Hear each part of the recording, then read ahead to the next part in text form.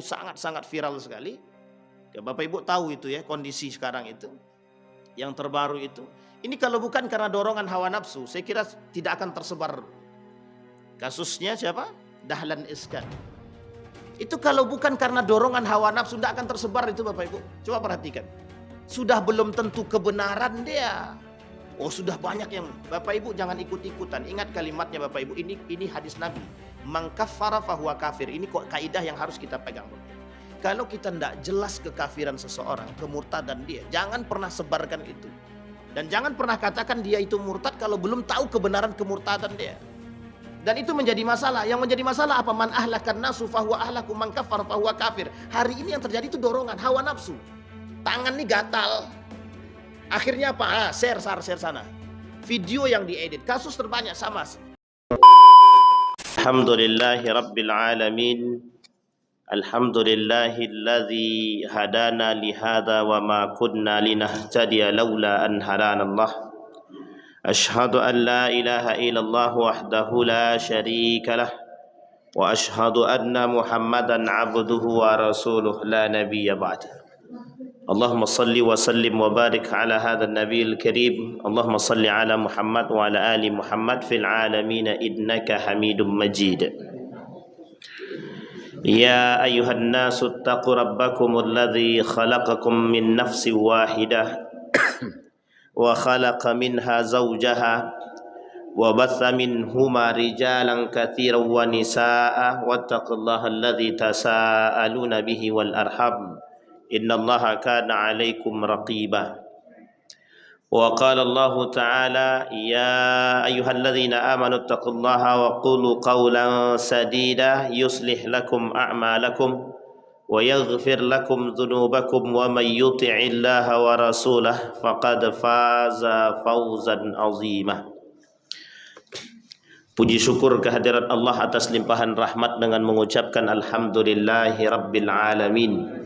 Bersalawat kepada Nabi dengan mengucapkan Allahumma salli ala Muhammad wa ala ali Muhammad fil alamina innaka Hamidum Majid.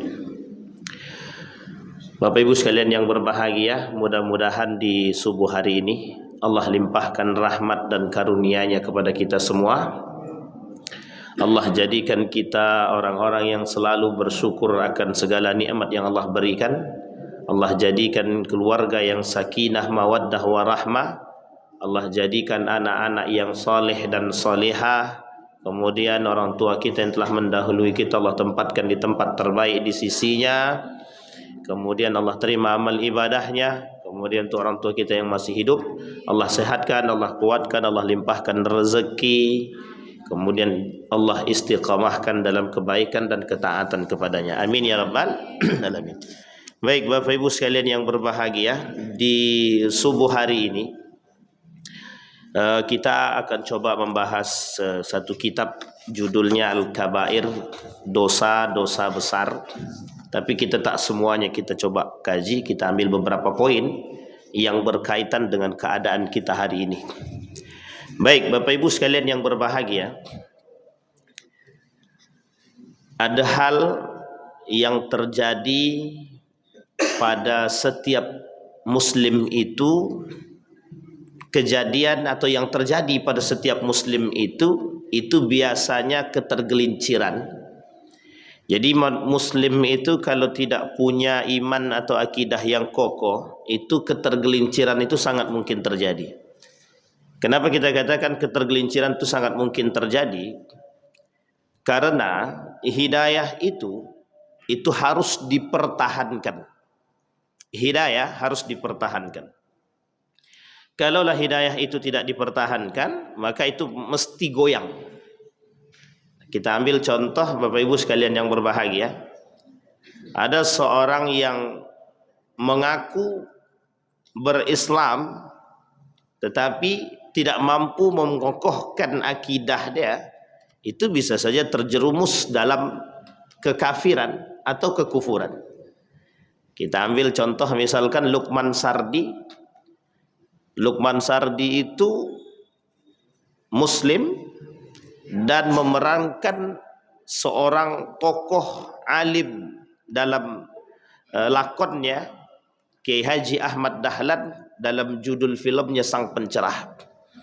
Tetapi setelah daripada film Sang Pencerah tersebut, tak lama kemudian hidayah itu ditarik oleh Allah. Hidayah itu diangkat oleh Allah. Artinya apa? Itu menjadi poin penting bagi kita. Di dalam urusan menjaga hidayah, para ulama mengklasifikasi. Kata para ulama, ada 10 hal, 10 hal, tidak sedikit itu, 10 itu banyak, yang bisa membuat hidayah hilang dari diri seseorang. 10. Kira-kira sedikit apa banyak itu? Dan itu bisa menghilangkan hidayah. Kalaulah sebelumnya kita pernah bahas 20 hal yang bisa membuat syahadat seseorang batal. Itu 20. Itu syahadat. Kalau syahadat dia batal, rusak. Amal ibadah mesti rusak. Yang kedua, kata Syekh Sulaiman Abdul Wahab At-Tamimi itu mengatakan nawaqidul Islam, 10 yang membatalkan keislaman. Nah sekarang disampaikan oleh para ulama ada 10 yang menghilangkan hidayah dalam diri seseorang. Bapak Ibu sekalian yang berbahagia, ini kita termasuk orang yang bersyukur. Kenapa? Kita masih bisa mempertahankan hidayah. Tapi kita tidak tahu karena kalimatnya di dalam Al-Quran, innaka lan tahdi man ahbabta walakinnallaha yahdi man yasha. Artinya apa? Kata Allah di dalam Al-Quran itu urusan hidayah itu bukan urusan kalian, gitu. Itu urusan aku. Maka siapa yang dikehendaki oleh Allah terhadap urusan hidayah tersebut, ya itu menjadi konsekuensi dan menjadi hukum mutlak bagi Allah. Ada orang yang rajin sekali ibadah dia, ternyata mati dalam keadaan kafir. Oh, ini muskilah, bukan sedikit, bukan muskilah lagi, masalah betul. Sehingga disampaikan oleh para ulama itu menjaga itu lebih berat daripada memulai. Menjaga itu lebih berat daripada memulai. Maka dibutuhkan kekompakan dalam diri seseorang itu. Dalam kita nih, Muslim ini perlu adanya kekompakan. Baik. Nah, dari 10 tersebut kita coba gambarkan. Ada 10 hal yang bisa menghilangkan hidayah. Poin yang pertama yang bisa menghilangkan hidayah dari diri seseorang tersebut adalah ketidak memiliki ilmu. Tidak punya ilmu atau lemahnya ilmu.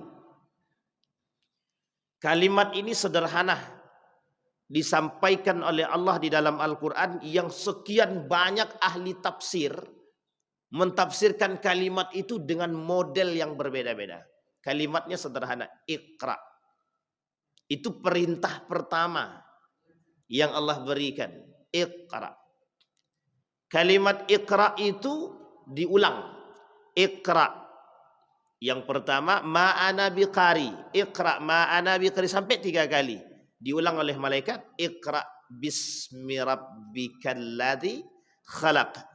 Itu poin pentingnya adalah, poin pentingnya kita angkat. Yang pertama, kenapa kok kalimat Iqra itu diulang 3 kali ketika malaikat membacakan kepada Nabi? Kalau tidak campur Tuhanmu, you tak akan pintar.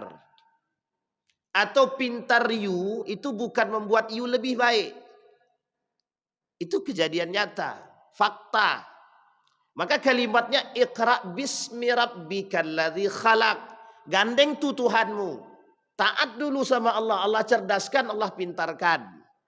Wattaqullaha wa yu'allimukumullah. Bertakwalah, Allah cerdaskan. Ternyata kalimat ini berpengaruh. Ketika orang berislam, itu kewajiban bagi setiap muslim itu mempelajari ilmu agama. Wajib. Ternyata konsekuensi daripada mempelajari ilmu agama tadi adalah hidayah yang kokoh. Iman yang kokoh, akidah yang kokoh, hidayah tertahan, terjaga. Bayangkan kalau seandainya kita punya akidah yang lemah, ilmu yang lemah, mohon maaf, ketergelinciran itu sangat mungkin terjadi. Kita ambil contoh yang dikatakan oleh Umar bin Khattab itu, orang yang menghancurkan Islam itu bukan siapa-siapa. Zalatul alim, ketergelinciran, orang yang cerdas, orang yang pintar. Itu ketergelinciran, orang yang pintar, orang yang alim. Yang disampaikan oleh Umar bin Khattab. Bahkan Nabi mengatakan dalam hadis yang lain itu, kata Nabi, kejahilan itu akan menjadi penghuni daripada dunia ini. Kenapa kata Nabi? Dalam hadisnya itu orang cerdas, orang pintar yang beriman itu diangkat. Yang tersisa itu orang-orang yang bodoh. Yang bodoh di sini bukan tidak belajar. Orang yang belajar, orang yang berilmu. Tetapi mohon maaf, pada kondisi seperti ini mereka berilmu tapi tak beriman. Mereka berilmu tapi tidak, sehingga hidayah itu hilang. Hidayah itu hilang. Bisa menjadikan mereka kafir, bisa menjadikan mereka munafik. Maka kata Nabi dalam riwayatnya itu, yurfa'ul ilma wa yathbutul jahlu. Atau dalam riwayat yang lain, yuqbadul al-alim yuqbad. Orang alim itu diikat. Dan tak ada lagi. Maka tersisalah kejahilan, kebodohan. Imam Al-Ghazali mengingatkan hal demikian. Kata Imam Al-Ghazali, orang-orang yang bodoh itu adalah orang yang tahu dia bodoh, tapi memang dia tak mau belajar. Dia tahu bodoh, tapi dia tak mau belajar. Itu yang sesungguhnya kebodohan itu. Beda dengan orang yang tidak tahu kalau diri dia bodoh itu. Dia tak tahu kalau diri dia bodoh, itu lain cerita. Tapi yang sadar dia bodoh, tapi dia tak mau belajar, itu yang paling berbahaya. Nah, yang paling berbahaya lagi kata Imam Al-Ghazali di atas itu. Tahu dia bodoh tapi pura-pura bodoh. Nah, yang di akhir zaman itu yang seperti itu.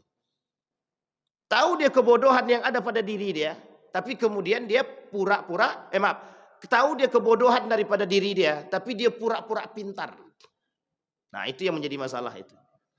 Sehingga kalau seperti itu bukan hidayah yang hilang lagi, orangnya pun bisa hilang. Itu muskilah bagi kita hari ini. Nah, yang muncul kata Nabi di akhir zaman itu orang-orang yang pura-pura pintar. Orang-orang yang mengaku diri dia pintar. Nah, kebodohan yang sesungguhnya adalah ketika ada orang yang mengakui diri dia pintar, pada hakikatnya itulah kebodohan. Nah, ini para ulama kemudian mengatakan hal demikian. Itu yang pertama. Dikatakan oleh para ulama, yang pertama adalah lemahnya ilmu. Maka Bapak Ibu sekalian yang berbahagia, tak salah kalau kita memang wajib menuntut ilmu seperti yang disampaikan oleh Nabi dalam hadisnya. Faridatun ala kulli muslimin wa muslimat. Dan itu laki-laki dan perempuan. Yang diwajibkan adalah ilmu agama. Kita ambil kasus seorang muslim murtad dia. Kemudian dia masuk kepada agama lain, kemudian dia jadi pembesar di agama tersebut. Dia katakan dengan ketidakpahaman dia tentang Islam secara baik, ketika dia keluar daripada Islam, kemudian dia masuk ke agama yang lain, di agama yang lain dia menjadi pembesar di agama tersebut, dan kemudian dia tatar itu Islam. Apa dia kata? Bahwa Islam itu buruk, ini segala macam, Nabi itu pendusta, dan lain sebagainya. Artinya apa? Itu penyebab daripada dangkalnya ilmu yang dia miliki, sehingga dia ketika dia keluar daripada Islam, dia masuk ke agama yang lain, justru menyerang agama itu sendiri. Agama yang tadinya yang pernah dianutnya. Siapa dia? Banyak Bapak Ibu. Dan itu berlaku sebaliknya. Oke Bapak Ibu ya. Nah, ini mesti harus kita pertahankan. Kemudian orang yang hidayah hilang daripada diri dia adalah tidak mengamalkan ilmu dia. Dimasuk pada poin yang tadi. Al-ilmu bila amalin kasyajari bila thamar. Orang yang berilmu itu tidak mengamalkan ilmu dia seperti pohon yang tak berbuah. Sama halnya dengan orang yang beribadah tapi tanpa ilmu. Seperti debu di atas batu, ketika angin bertiup dia terbang begitu saja. Artinya sia-sia, dia tak ada guna. Ini paling mudah menghilangkan hidayah dalam diri seseorang.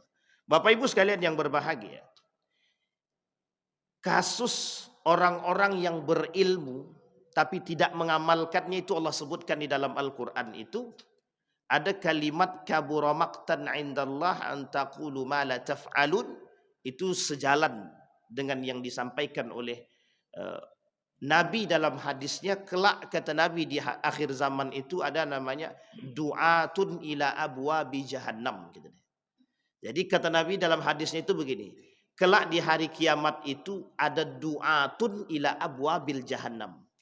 Ada para da'i, orang-orang alim yang mengajak orang-orang alim, orang berilmu maksud dia, mengajak kepada neraka jahanam gitu. Itu bukan orang biasa. Siapa mereka? Diklasifikasi oleh para ulama. Siapa mereka? Yang berilmu tapi mengajaknya kepada neraka jahanam, bukan kepada surga. Siapa mereka?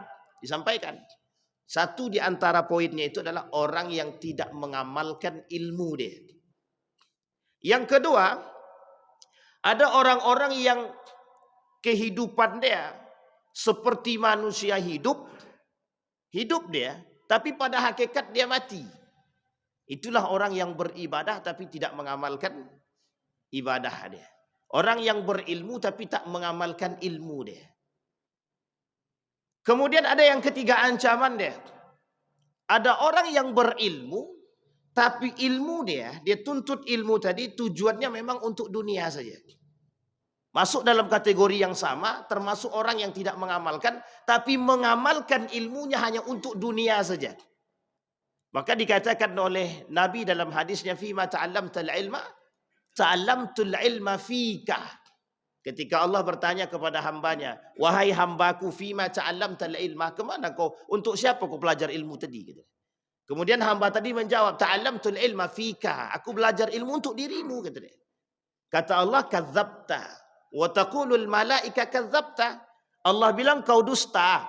Malaikat juga bilang kalau kau dusta, kata dia. Ta'allamtal ilma liyuqalu aliman. Kau belajar ilmu cuma untuk dipanggil orang alim saja, orang pintar saja. Kau belajar ilmu biar mendapatkan gelar untuk tujuan dunia. Dan ancaman Nabi bagi orang seperti itu adalah, kata Nabi, orang-orang yang berilmu tapi tak mengamalkan ilmu itu, mereka hanya basah di lisan saja. Artinya apa? Lisan mereka itu alim, hati mereka tak sealim lisan mereka. Dan itu kelak yang akan membawa mereka menuju kepada kemunafikan. Sehingga kenapa hidayah itu hilang dari orang-orang yang berilmu tapi tidak mengamalkannya? Karena apa? Karena mereka terjerumus dalam satu penyakit yang disebut dengan nifak, kemunafikan. Bisa dipahami ya Bapak Ibu? Berat atau tak berat itu? Berat atau tak berat Bapak Ibu? Orang munafik itu mesti tak sejalan antara lisan dengan hati, itu tak sejalan.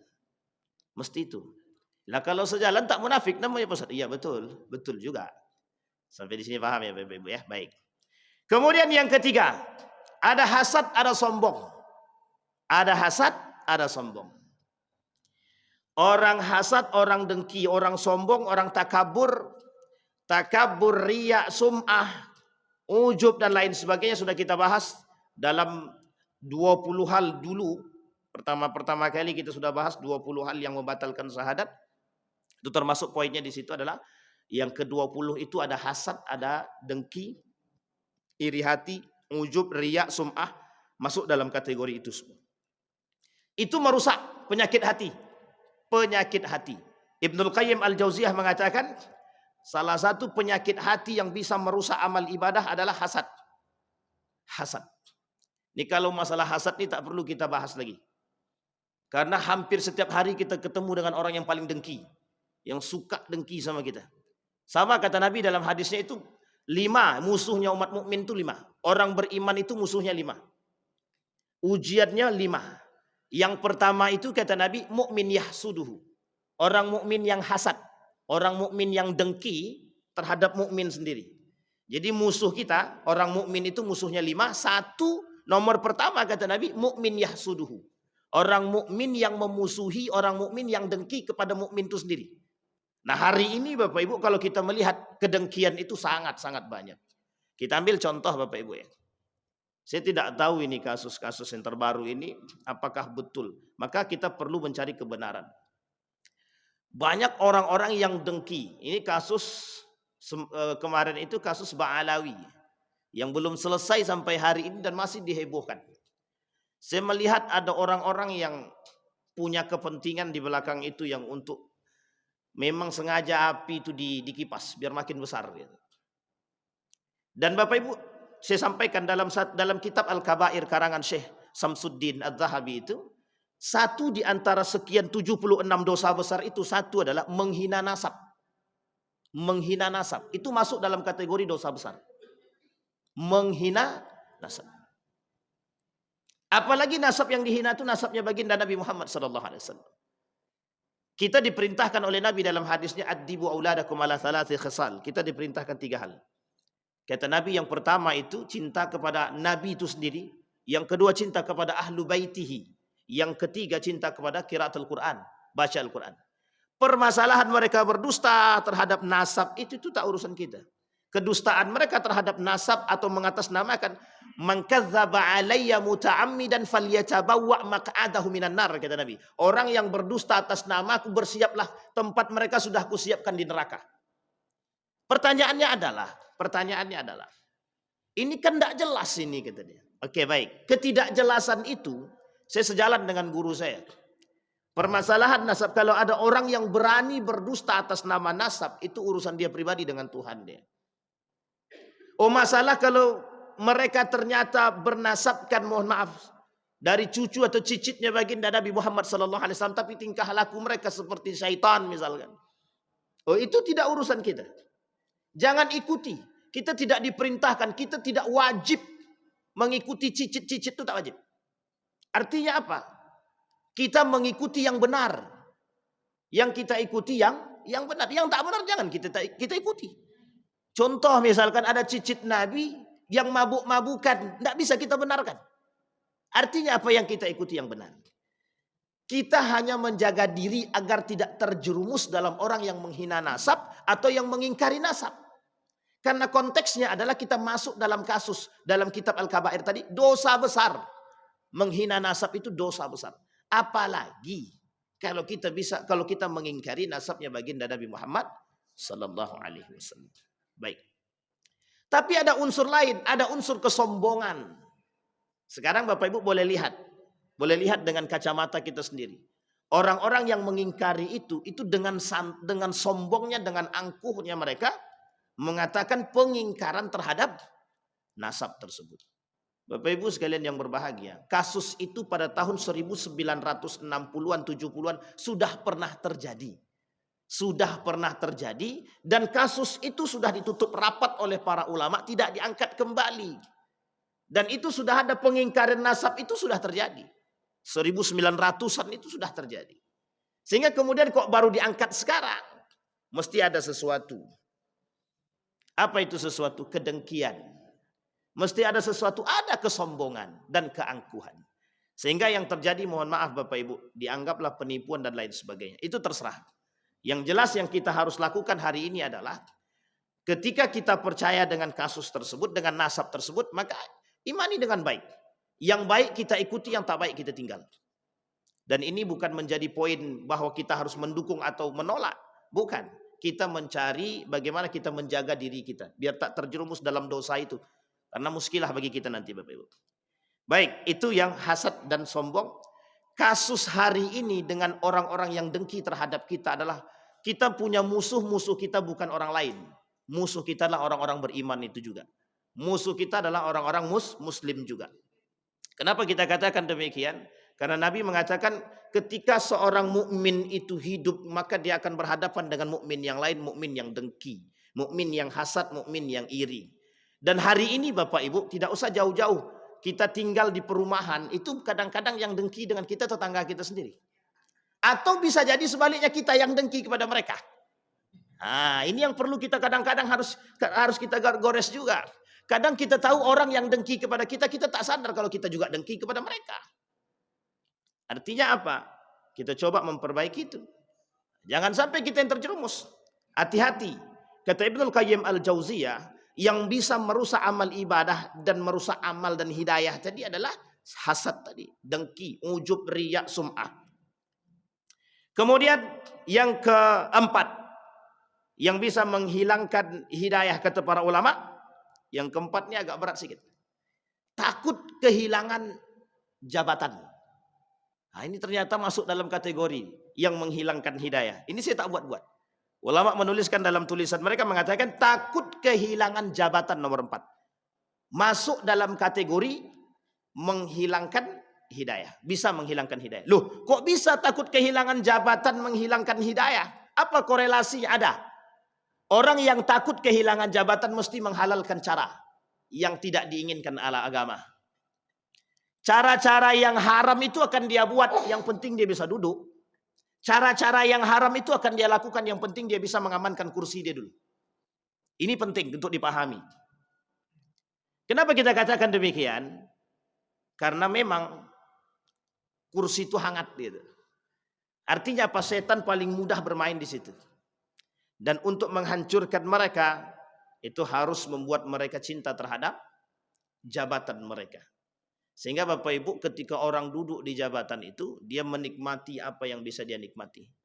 Sehingga ketika mereka menikmati itu, maka ketika mereka tidak memiliki iman yang kuat, mereka terlena. Terlena. Banyak kasus, banyak. Tak perlu kita sebutkan lagi. Sudah kasus itu terus hari-hari yang kita sampaikan. Dan kasus seperti itu yang harus, yang selalu kita lihat. Hari ini kita punya cara. Harus kita cari cara bagaimana orang-orang itu yang naik itu mereka tidak cinta terhadap jabatan mereka dan mereka bisa legowo terhadap apa yang diberikan oleh Allah, ketetapan tadi. Itu penting. Banyak orang yang mengingkari qada, banyak orang yang mengingkari qada. Apa maksudnya qada? Ketetapan Allah itu banyak sekali hari ini yang mengingkari. Karena betul kata Nabi, kalau di akhir zaman itu banyak orang yang mengingkari qada, ketetapan Allah. Dia tak terima dengan segala sesuatu yang terjadi. Kita ambil contoh Bapak Ibu. Baru-baru ini ada kasus. Ada kasus seorang anak, kebetulan dia laki-laki tapi dia pengen perempuan. Apa kata dia? Aku tak sudi, mak kenapa melahirkan aku jadi laki-laki? Gitu dia. Saya bilang ini anak lagi sakit atau sehat ini? Itu mesti tidak sehat. Sampai dia kata, kenapa mak lahirkan aku laki-laki? Aku mintanya perempuan, aku pengennya perempuan. Gitu dia. Wah, ini masalah Bapak Ibu. Sehingga mohon maaf Bapak Ibu ya. Banyak sekali kasus-kasus seperti itu yang kita temukan dulu. Ada anak yang terlahir kondisi dia tidak sebaik yang lain. Karena kekurangan iman, pendidikan, akidah yang lemah. Sehingga mereka menolak apa yang sudah diberikan oleh Allah kepada mereka. Ada contoh kasus di Jawa itu. Dan itu kebetulan tinggal tak jauh dari rumah kami waktu di Jawa itu. Orang tak mampu. Ketika tak mampu bergaul dengan orang-orang yang mohon maaf mapan secara ekonomi, sehingga yang terjadi adalah dia mengingkari kondisi orang tua dia. Dan dia katakan aku sesungguhnya tidak menginginkan lahir dalam kondisi miskin gitu. Kenapa mak miskin, bapak miskin? Dan kenapa mak dan bapak melahirkan aku? Aku tidak sudi aku dilahirkan dari keluarga yang miskin gitu. Coba Bapak Ibu bayangkan ketika orang yang lemah iman, orang yang tak punya akidah, itu dengan mudah mengucapkan kalimat tersebut kepada kedua orang tua dia. Nah, ini muskilah Bapak Ibu. Dampak daripada orang yang cinta terhadap dunia, dampak daripada orang yang sudah terpengaruh oleh dunia begitu. Sama halnya Bapak Ibu, itu berat bagi orang-orang yang mereka cinta terhadap dunia tadi, itu berat. Karena memang orang-orang yang cinta terhadap dunia itu oleh Imam Al-Ghazali mengatakan, kata Imam Al-Ghazali, perang terberat itu sebenarnya bukan perang ketika mereka berhadapan dengan musuh, kata dia. Itu perang terberat adalah ketika mereka berperang dengan diri mereka sendiri. Kita nih paling berat itu perang kita adalah dengan diri kita sendiri. Coba Bapak Ibu bayangkan ketika kita mengatakan pada diri kita jangan lakukan yang haram, jangan lakukan yang haram, jangan lakukan yang haram. Tapi karena mohon maaf karena faktor ekonomi dan lain sebagainya, iman, akidah yang lemah, iman yang lemah, akhirnya apa? Kita berperang dalam diri kita itu. Sama Bapak Ibu. Orang-orang yang cinta terhadap jabatan itu dia sedang berperang dengan diri dia. Maka itu mana yang kuat aja lagi. Kalau kuatnya mohon maaf yang kuat adalah nafsu dia, cinta dia terhadap jabatan. Tapi kalau kuat dia terhadap iman dia lebih kuat daripada nafsu dia tadi, atau hati kecilnya lebih kuat daripada nafsu dia tadi, maka dia selamat. Maka tak salah ketika Ibnul Qayyim Al-Jauziyah mengatakan yang harus diobati itu hati gitu deh. Yang harus diobati itu hati. Makanya ada namanya tombok hati itu. Iku limo perkorone. Apa nama bahasa Indonesia? Obat hati ada 5 perkaranya gitu. Ah, ibu-ibu selesaikan aja lah. Baik. Baik Bapak Ibu sekalian yang berbahagia. Kemudian Bapak Ibu sekalian yang berbahagia, yang kelima yang bisa merusak atau menghilangkan hidayah, adanya syahwat dan harta benda. Ini sudah masuk include. Salah satu poin yang bisa merusak amal ibadah dalam hadis Nabi, ada 6 kata Nabi, sittatu asya'in tuhbitul amal. 6 perkara yang bisa merusak amal ibadah seseorang dan bisa menghilangkan hidayah. Kata Nabi dalam hadisnya itu, yang ketiga dia ada 6. Yang ketiga kata Nabi, hubbud dunia, cinta terhadap dunia. Allah sebutkan dalam Al-Quran, inna amwalakum, itu sudah jelas itu Bapak Ibu. Hartamu fitnah, hartamu ujian. Jadi Bapak Ibu, seberapa kuat kita bisa mengatakan bahwa kita ini bisa menaklukkan harta. Yang selama ini terjadi adalah harta menaklukkan tuan dia. Harta selama ini yang terjadi adalah harta itu menaklukkan tuan dia. Sekarang bagaimana kita yang menaklukkan harta? Jangan harta yang menaklukkan kita. Nah, kalau harta yang menaklukkan kita, hilang harta kita takut. Hilang harta kita takut. Tapi kalau kita yang menaklukkan harta tadi, dengan iman kita, hilang harta itu kita sadar, kita tahu. Maka Bapak Ibu sekalian yang berbahagia, Abdurrahman ibn Auf itu tahu dia bagaimana caranya mengontrol harta. Menaklukkan harta dia tahu. Artinya apa? Memahami konsep segala sesuatu datang dari Tuhan itu penting. Jadi ada buku namanya Berdagang ala Rasulullah. Jadi berdagang ala Rasulullah itu penting untuk dipelajari. Kenapa? Karena di situ Nabi sampaikan bagaimana cara Nabi mengkontrol itu. Ini ada orang yang takut kehilangan. Nabi itu kalau jualan begini. Kata Nabi, ini kurma diambil dari tempat sono, harga aslinya sekian, aku jual sekian, aku dapat untung sekian. Pertanyaannya, ada enggak yang jualan begitu sekarang? Tidak akan ada itu. Itu rahasia gudang itu Pak. Ini yang menjadi masalah. Sehingga tidak ada lagi yang seperti itu. Dan itu Nabi lakukan. Nabi lakukan.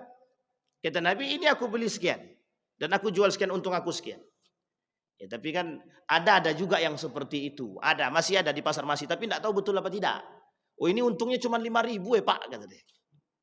Aku ambil ini mahal, kami ngambilnya. Ini untungnya cuma 5.000. Kalau dia mengatakan demikian dengan dusta, maka masuk dalam kategori orang-orang yang berdusta. Nah, ini menjadi masalah di pasar itu, ketika di pasar itu menjadi sebuah tabiat itu, menjadi sebuah kebiasaan ketika mereka mengatakan. Kalau ternyata mereka jujur itu lebih baik. Yang kita takutkan tuh banyak orang yang tidak jujur. Aku ngambil untungnya cuma 5.000 Pak, katanya. Dalam hati, barangnya dari mana? Barangnya dari luar. Dari luar tapi untung 5.000 itu kan kadang-kadang tak masuk akal itu. Sampai di sini paham. Itu kadang-kadang karena syahwat itu tadi. Karena keinginan, karena dorongan hawa nafsu. Dorongan hawa nafsu kita yang kadang-kadang membuat kita agak sedikit jauh daripada Allah Subhanahu wa taala. Bapak Ibu sekalian yang berbahagia. Saya tidak tahu kenapa harta benda ini menjadi ujian terberat bagi umat manusia. Dan Allah mengulang ini berkali-kali di dalam Al-Quran. Berkali-kali Allah ulang tentang amwal ini. Kita ambil pernyataan daripada Syekh dalam tafsir Al-Munir Wahbah Zuhaili itu. Kata Wahbah Zuhaili ketika menjelaskan tentang makna inna amwalakum fitnah tadi. Inna amwalakum wa auladakum fitnah. Anakmu dengan harta bendamu itu adalah fitnah. Kata dia. Hari ini Bapak Ibu, itu terbuka lebar mata kita melihat orang-orang yang dengan harta itu mereka berwibawa. Orang-orang yang dengan harta itu mereka berada di atas angin. Sehingga Bapak Ibu hari ini memiliki harta itu adalah satu hal yang harus mereka lakukan. Apa jawaban orang-orang yang mohon maaf bukan karena iman? Apa mereka katakan? Kalau kami tidak punya harta, kami akan dihina dan diinjak. Ini Bapak Ibu sekalian yang berbahagia, kita yang beriman tidak boleh mengucapkan kalimat ini. Apa kata mereka? Kata mereka begini. Hari ini kalau kami tidak punya harta dan kalau kami tidak punya kendaraan, kalau kami tidak punya mobil, maka kami akan dihina dan dicaci gitu. Coba Bapak Ibu bayangkan. Artinya apa? Ini sekadar karakter yang sudah terbentuk. Siapa yang membentuk?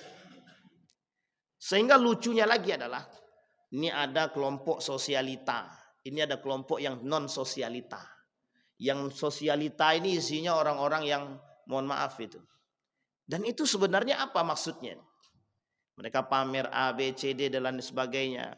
Itu tujuannya apa? Tak ada lain tujuan mereka. Selain dari untuk pamer terhadap apa yang mereka miliki. Ini yang kemudian kita ingin coba katakan. Pertanyaannya sederhana, apa tujuan mereka? Bapak Ibu sekalian yang berbahagia, kita punya harta. Apa tujuan kita punya harta? Sehingga perlu kita pelajari bagaimana kita harus memiliki harta dan bagaimana apa yang harus kita buat terhadap harta tadi. Itu alasan Allah mengeluarkan konsep sedekah. Itu alasan Allah mengeluarkan konsep infak, sedekah, wakaf dan lain sebagainya. Tujuannya apa? Bagaimana orang itu dengan harta itu dia sadar, bukan seperti Korun. Korun itu dari tak punya diberikan oleh Allah sedikit, masih dia mampu bersyukur, kemudian ketika harta dia sudah semakin banyak, dia sudah dilalaikan. Artinya apa? Ada cerita yang muncul di balik itu. Artinya apa? Penguasaan syaitan, penguasaan nafsu terhadap diri dia lebih daripada hati kecil dia. Sehingga yang muncul dalam diri dia adalah kesombongan dan keangkuhan. Artinya apa? Kesombongan dan keangkuhan itu Allah sebutkan di dalam Al-Quran. Ketika dia sudah melampaui batas dengan kesombongan dia terhadap harta dia, kata Allah di dalam Al-Quran, fabagha. Allah sebutkan dengan kalimat bagha. Nah hari ini Bapak Ibu ada orang yang seperti Korun, tapi kaya. Dia tak sekaya Korun. Dia tak sekaya Korun, tapi sombongnya minta ampun seperti Korun. Ada yang betul? Ada. Sama halnya ketika orang mengatakan diri mereka lebih kuasa daripada yang lain. Itu seperti Fir'aun. Allah sebutkan di dalam Al-Quran kesombongan Fir'aun itu Allah sebutkan. Saking melampaui batasnya Allah sebutkan dengan kalimat tagha. Tagha itu sombong mengaku Tuhan. Bagha sombong dengan harta dia. Artinya apa? Hari ini ada orang seperti Fir'aun. Tapi tidak sekuat Fir'aun. Dan tak sehebat Fir'aun. Fir'aun pengen bangun bangunan yang tinggi sampai ke langit. Cuman pengen lihat Tuhannya Musa kata dia. Hari ini juga ada. Hari ini juga ada orang-orang yang mengaku Tuhan tidak berperilaku seperti Tuhan ada. Artinya apa? Manusia yang berperilaku seperti itu Tuhan sombong. Itu angkuh. Nah, tadi sudah disampaikan pada poin yang keempat tadi. Salah satu yang merusak hidayah pada nomor yang keempat tadi adalah sombong. Nah orang-orang yang berharta tadi, itu ketika mereka tidak memiliki iman yang kuat, maka mohon maaf Bapak Ibu, mereka akan dikuasai oleh harta mereka. Artinya apa? Mereka yang dikontrol oleh harta. Sehingga iman mereka sudah tidak kuat tadi. Yang muncul adalah kesombongan, keangkuhan dan lain sebagainya. Ada istilah yang hari ini kita sering dengar adalah itu orang baru kaya. Apa namanya? Orang kaya baru. OKB. Astagfirullahaladzim. Ada-ada aja namanya. Orang kaya baru. Bapak Ibu sekalian yang berbahagia, tidak ada dalam agama bahasa istilah itu, tidak ada. Orang kaya baru itu tidak ada. Mau baru kaya, dia mau sudah lama dia kaya. Yang bisa membuat dia bertahan dengan apa yang dia miliki adalah cuma iman dia. Kalau tidak habis. Orang yang tidak beriman, orang yang tidak berilmu dan beriman dalam mengkontrol harta habis. Itu yang dikatakan oleh Abdurrahman ibn Auf. Yang dikatakan oleh Abdurrahman ibn Auf. Orang dengan harta itu kalau tidak beriman, kalau tidak dia beriman dan berilmu, itu dia yang akan dikuasai. Ada namanya Sulaiman Ar-Rajhi. Sulaiman Ar-Rajhi itu kalau Bapak Ibu berangkat ke Tanah Suci, ada namanya Sulaiman Ar-Rajhi. Sulaiman Ar-Rajhi itu kurang kaya apa dia? Sangat kaya sekali. Ketika dia masih sekolah, dia dari keluarga yang miskin. Ketika dia sekolah, guru dia termasuk orang yang menyelamatkan dia ketika ujian, dia tidak punya duit, dibantu oleh guru dia berapa rial saya lupa, sekitar 25 rial kalau tidak salah, untuk bayar uang ujian.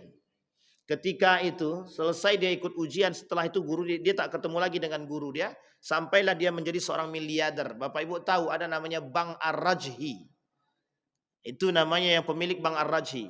Ketika dia sudah memiliki segalanya, apa dia kata? Saya wakafkan semuanya ini, dan dia tinggal di rumah kontrakan. Semua hasil pendapatan dia yang dia wakafkan tadi, dia bangun satu universitas namanya Universitas Ar-Rajhi buat orang-orang yang tidak mampu. Itu kunci. Orang-orang yang beriman. Dia tak mau terpedaya. Apa dia kata?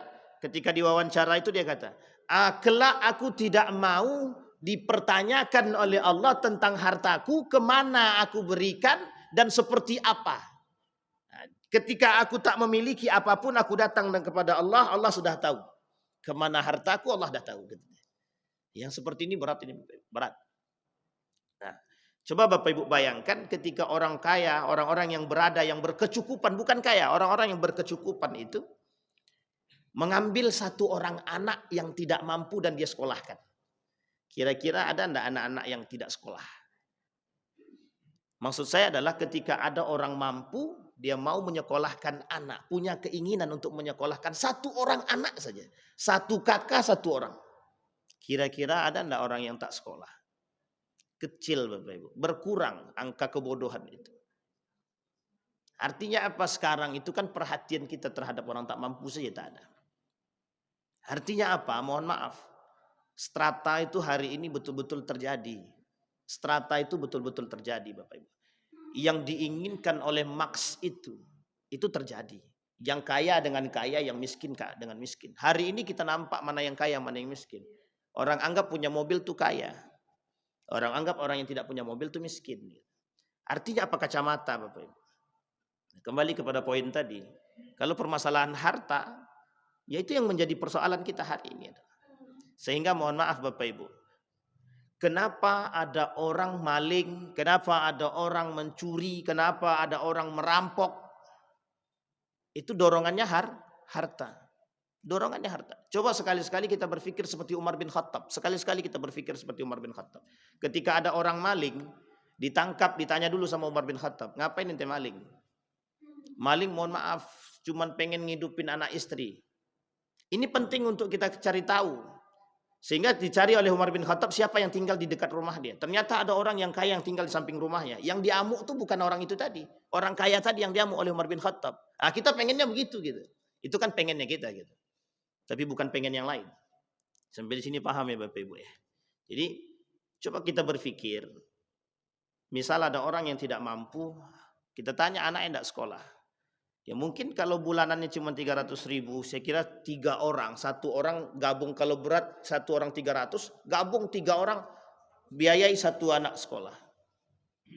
Kalau kita begitu Bapak Ibu model kehidupan kita, saya kira rasa cinta kita terhadap sesama, cara kita mengurangi kebodohan itu menjadi poin Bapak Ibu. Masalahnya tidak begitu hari ini. Itu yang dilakukan oleh Umar bin Abdul Aziz. Umar bin Abdul Aziz itu kenapa tidak ada yang miskin lagi?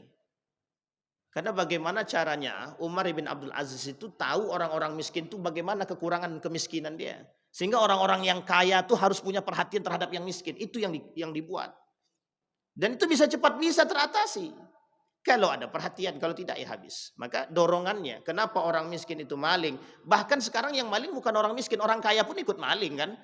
Pertanyaannya mengapa mereka maling gitu loh.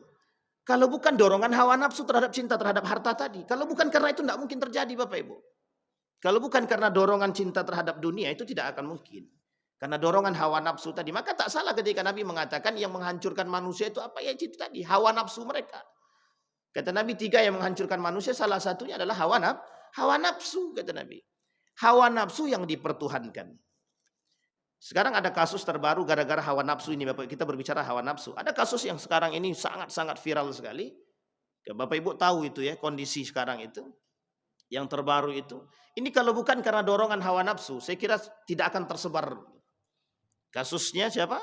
Dahlan Iskan. Itu kalau bukan karena dorongan hawa nafsu tidak akan tersebar itu Bapak Ibu. Coba perhatikan. Sudah belum tentu kebenaran dia. Oh sudah banyak yang Bapak Ibu jangan ikut-ikutan. Ingat kalimatnya Bapak Ibu. Ini hadis Nabi. Man kaffara fahuwa kafir. Ini kaidah yang harus kita pegang Bapak Ibu. Kalau kita tidak jelas kekafiran seseorang, kemurtadan dia, jangan pernah sebarkan itu. Dan jangan pernah katakan dia itu murtad kalau belum tahu kebenaran kemurtadan dia. Dan itu menjadi masalah. Yang menjadi masalah apa? Man ahlakan nasu fahuwa ahlaku man kafar fahuwa kafir. Hari ini yang terjadi itu dorongan, hawa nafsu.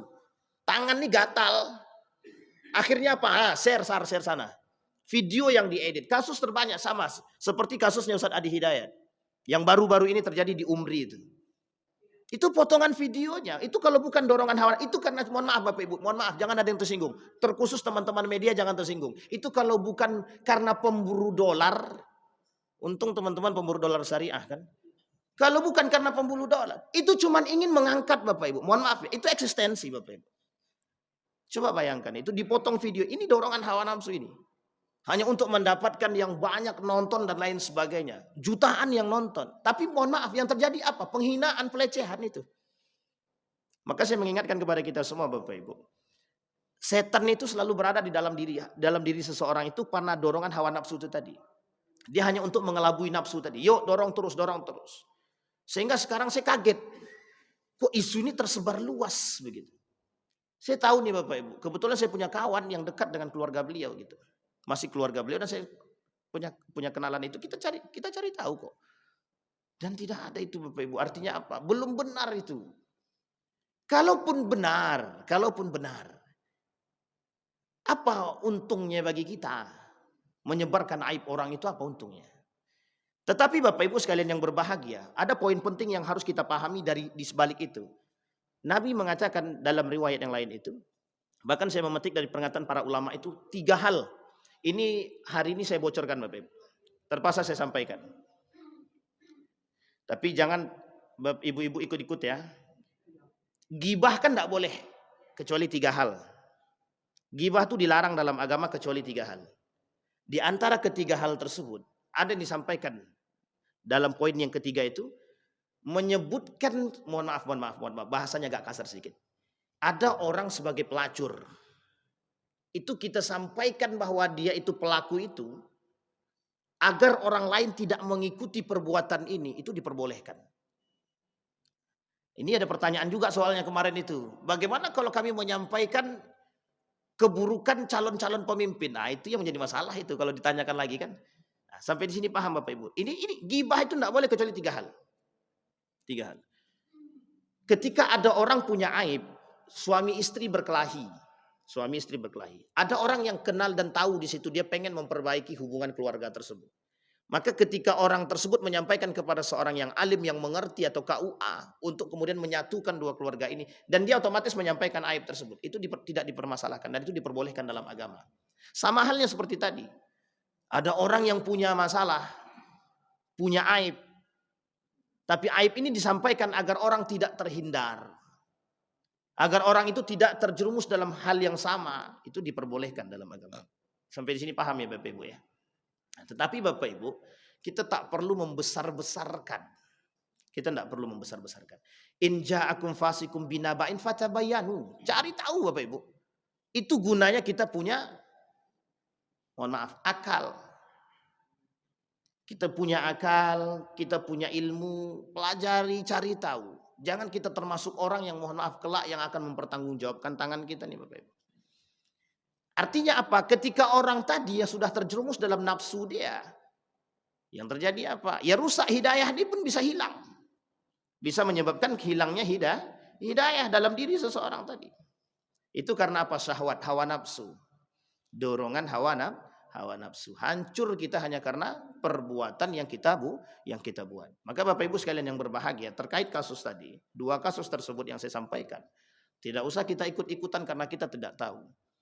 Dan kasus Ustadz Adi Hidayat itu saya berada di situ Bapak Ibu. Dan saya di situ. Saya itu dalam kegiatan kami gitu, Muhammadiyah itu.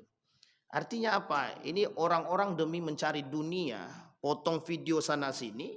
Nah, ini kasus media hari ini ya Bapak Ibu, kasus media hari ini. Itu potong-potong video, kemudian video yang potong itu biar cepat viral, dicari yang unik, yang mohon maaf anti mainstream kalau kita katakan. Sudah mainstream, anti mainstream pula lagi, kemudian mereka sebarkan biar cepat dapat apa namanya? Viewers gitu. Biar orang-orang yang nonton tuh banyak, sehingga mohon maaf kalau yang nonton tuh 1 jutaan ke atas kan itu menjadi sebuah kebanggaan gitu. Padahal itu aib. Yang kita sebarkan aib orang, tapi kita bangga ketika menyebarkan aib orang. Yang terjadi hari ini begitu. Kebanggaan manusia terhadap penyebaran aib orang lain. Ingat Bapak Ibu ya, hari ini kalau kita menyebarkan aib orang, besok aib kita yang akan disebarkan orang. Harus paham kita itu. Jadi kalau kita tak siap aib kita disebarkan oleh orang, jangan sebarkan aib orang lain. Yang terjadi hari ini begitu.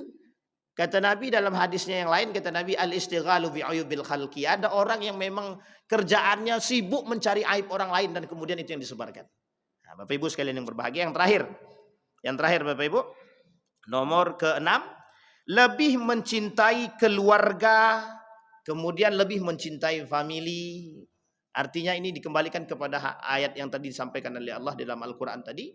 Inna amwalakum wa auladakum. Kemudian dalam ayat yang lain itu ada Allah sebutkan juga anak istri itu menjadi poin ujian terberat bagi seseorang tersebut. Ya, termasuk kita semua Bapak Ibu. Khusus bagi bapak-bapak, ujian terberat kita adalah anak kita, istri kita, harta kita. Rumah tangga kita itulah ujian terberat bagi kita Bapak Ibu.